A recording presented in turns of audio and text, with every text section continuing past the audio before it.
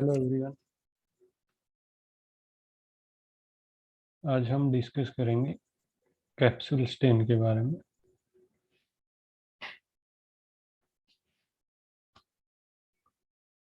सबसे पहले कैप्सूल क्या होता है? किसी भी बैक्टीरिया की सेल वॉल के बाहर एक लेयर बनी होती है, जिलेटिन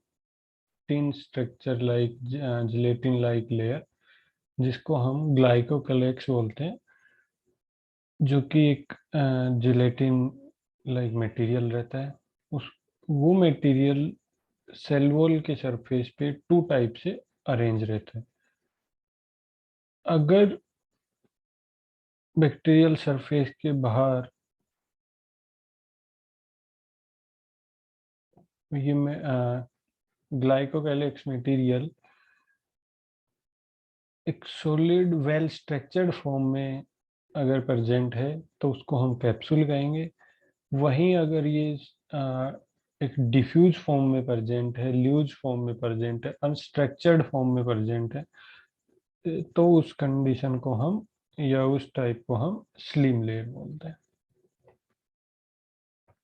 नेक्स्ट यहाँ पे ये स्ट्रक्चर क्लियर किया गया है, जो कि कैप्सूल का स्ट्रक्चर बैक्टीरिया की सेल वॉल के बाहर वेल स्ट्रक्चर्ड सरफेस एक लेयर बनी हुई है, जबकि स्लिम लेयर एक लूज इरेगुलर शेप की है। मोस्ट ऑफ बैक्टीरिया का जो कैप्सूल की जो कंपोजिशन है वो पॉलीसेकेराइड रहती है नेचर में, लेकिन एक्सेप्शन है bacillus anthrax and Streptococcus pyogenes, जिनके स्ट्रक्चर पॉलीसेकेराइड ना होके पॉलीपेप्टाइड होता है बैसिलस एंथ्रेक्स का, और स्ट्रेप्टोकोकस का हाइलोरिक एसिड से बना होता है। नेक्स्ट है हमारा cap functions of capsule. Capsule के क्या क्या फंक्शन होते हैं? किसी बैक्टीरियल जब सरफेस के ऊपर कैप्सूल प्रेजेंट रहता है तो उसके क्या क्या फंक्शन होते हैं?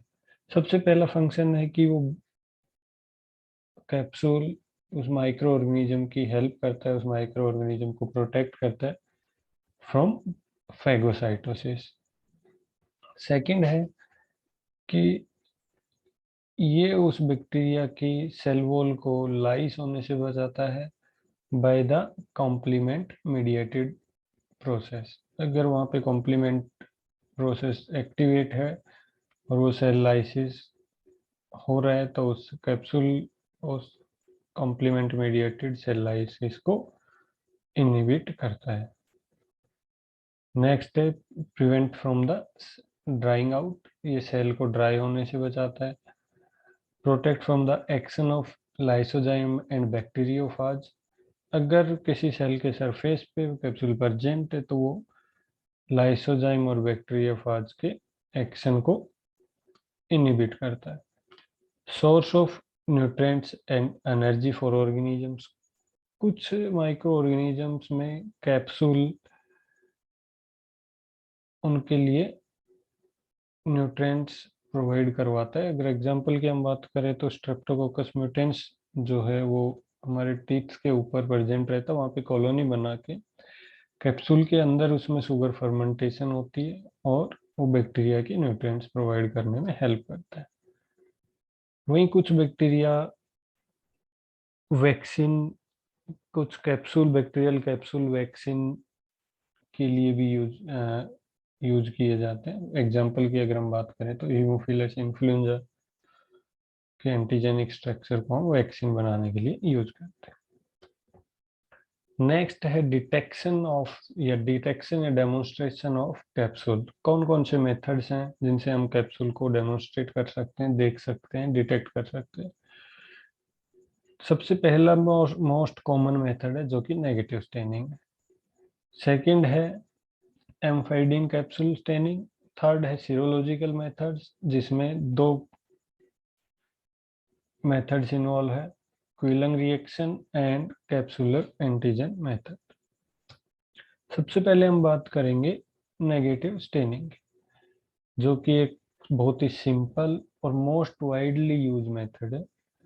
ये मेथड इसलिए इस एक एडवांटेज है कि इसमें कैप्सूल श्रंक नहीं होता, क्योंकि हम इसमें हीट फिक्स या ड्राई नहीं करते। नेक्स्ट रिक्वायरमेंट्स क्या क्या रहेंगी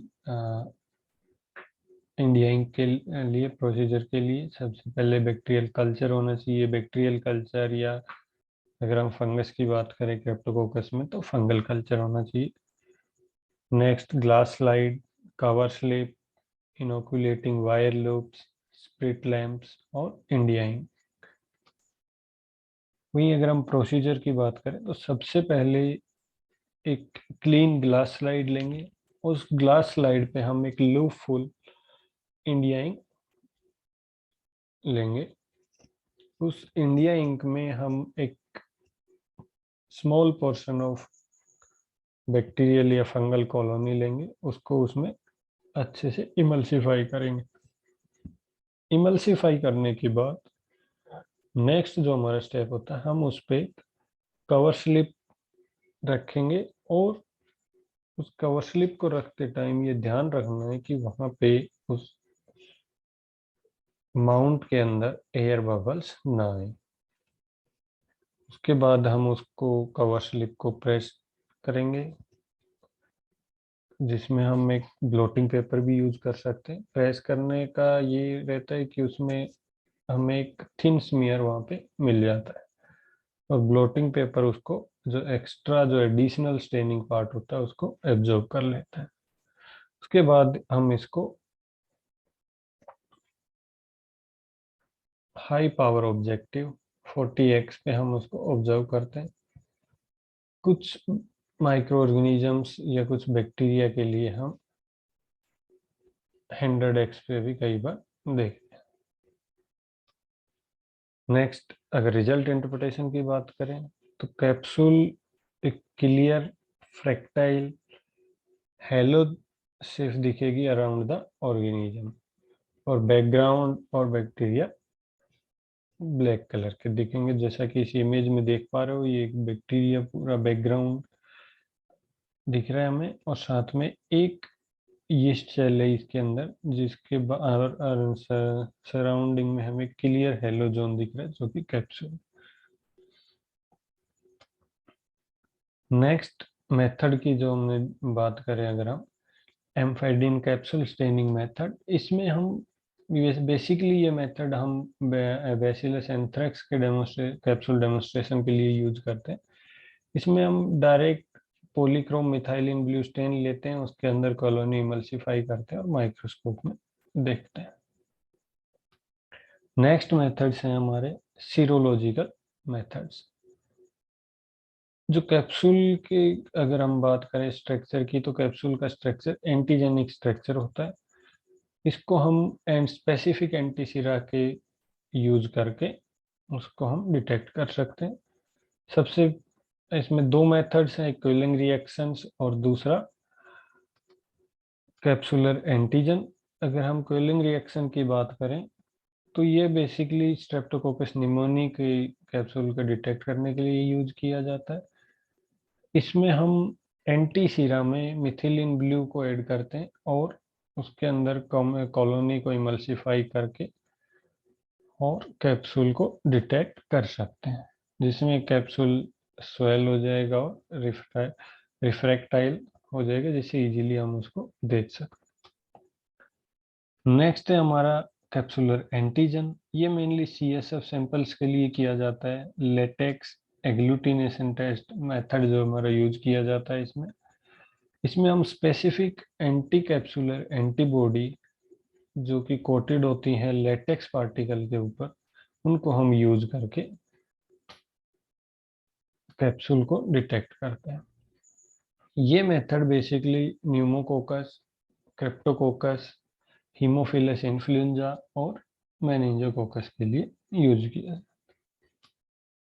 नेक्स्ट हमारा ये इम्पोर्टेंट टेबल है कि कौन कौन से माइक्रो ऑर्गेनिज्म हैं जो जो कि कैप्सुलेटेड होते हैं और उनके कैप्सूल की कंपोजिशन क्या होती है।